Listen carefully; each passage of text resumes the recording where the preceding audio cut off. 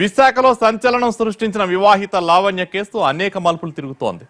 Hit and run కేసులో ప్రధాన నిందితుడు హేమకుమార్ తో పాటు మరో యువకుడిని అరెస్ట్ చేశారు పోలీసులు. అయితే పోకిరీలు వేధించి కారుతో ఢీకొట్టి చంపారని ఇన్నాళ్లు వినిపిస్తున్న వాదనను పోలీసులు కొట్టిపారిస్తున్నారు. ఇది మద్యం మత్తులో జరిగిన ప్రమాదమేనని తేల్చేశారు. అసలేం జరిగింది?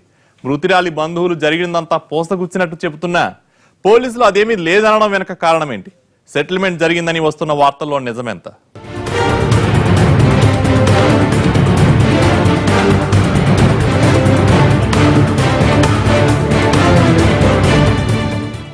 మాటూరి లావణ్య ఈ నెల 22న విశాఖలో రోడ్డు ప్రమాదంలో చనిపోయిన వివాహిత.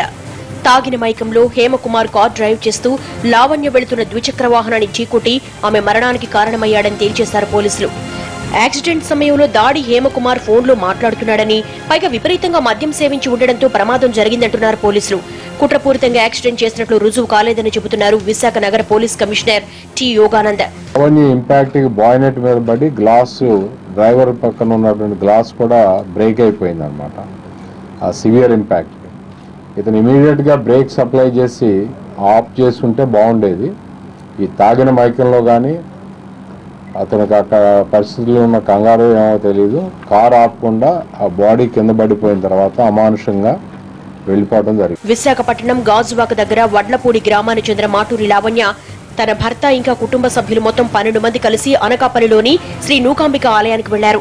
మధ్యాహ్నం దర్శనం తర్వాత లావణ్య భర్త మాటూరి అప్పలరాజు డ్యూటీ టైం అయిందని వెళ్లిపోయాడు. మిగిలిన వారు కొంతమంది ఆటోలో వెళ్లిపోగా లావణ్య, దివ్య, మోహన్ కుమార్లు బైక్ పై బయలుదేరారు.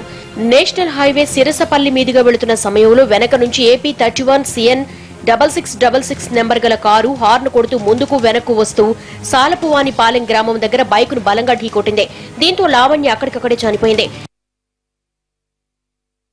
ప్రమాదం తర్వాత నిందితులు వాహనం వదిలేసి తప్పించుకుపోయారు. ఇది ఉద్దేశపూర్వకంగా చేసిన యాక్సిడెంట్ అని మృతురాలు లావణ్య కుటుంబ సభ్యులు పోలీసులకు ఫిర్యాదు చేశారు. నూకాంబిక ఆలయ ఆవరణలో లావణ్యను దాడి హేమకుమార్ వేధించాడని, తర్వాత కారులో వెంబడించి ఉద్దేశపూర్వకంగా యాక్సిడెంట్ చేసి చంపారని లావణ్య కుటుంబ సభ్యులు, ప్రమాదంలో గాయపడ్డ దివ్య ఆరోపించారు. హాయ్ చెప్పడం, మాట్లాడడానికి ట్రై చేయడం, మేము అంతలోకి మా పేరెంట్స్ మా పక్క మక్కలు ఎవరైనా వస్తే వాళ్ళతో పాటు ఉండిపోయి మాట్లాడుకుంటూ ఉండిపోయేవాళ్ళు అనమాట. అసలు మాట్లాడేవాళ్ళు కాదు కానీ అనకాపల్లిగా ఆ గుడి దగ్గర అయితే చాలా అబ్బాయిలు ఫాలో అయ్యారు. ఎందుకు ఫాలో అయ్యారు? మాకు ఫస్ట్ టైం మాట. ఇన్ని ఇయర్స్ నుంచి గుడికి వెళ్తున్నాము, ఏ అబ్బాయిలు కూడా అంత పర్టికులర్ గా చూసేవాళ్ళు లేరు. అటు వెళ్తుంటే అటు వచ్చి చూస్తున్నారు, ఏమైనా కొనడానికి వెళ్తుంటే అటు సైడ్ కూడా వస్తున్నారు. ఎవరన్నా తెలియదు, ఒక్కొక్కసారి ఒక్కొక్కరు కనిపిస్తున్నారు. ఇప్పుడు పోలీసులు మరోలా చెప్పడంతో అనుమానాలు వ్యక్తమవుతున్నాయి. నూకాంబిక ఆలయంలోని 22 కెమెరాలకు గాను 7 కెమెరాల్లో లావణ్య, దివ్యల ఫుటేజ్ లభించింది. అందులో వారిని ఎవరో వేధిస్తున్నట్లు ఎక్కడా కనిపించలేదని పోలీసులు తెలిపారు. ఆవిడ చెప్పిన దాని ప్రకారమే మనం సీసీ కెమెరాస్ అన్ని వెరిఫై చేశాము.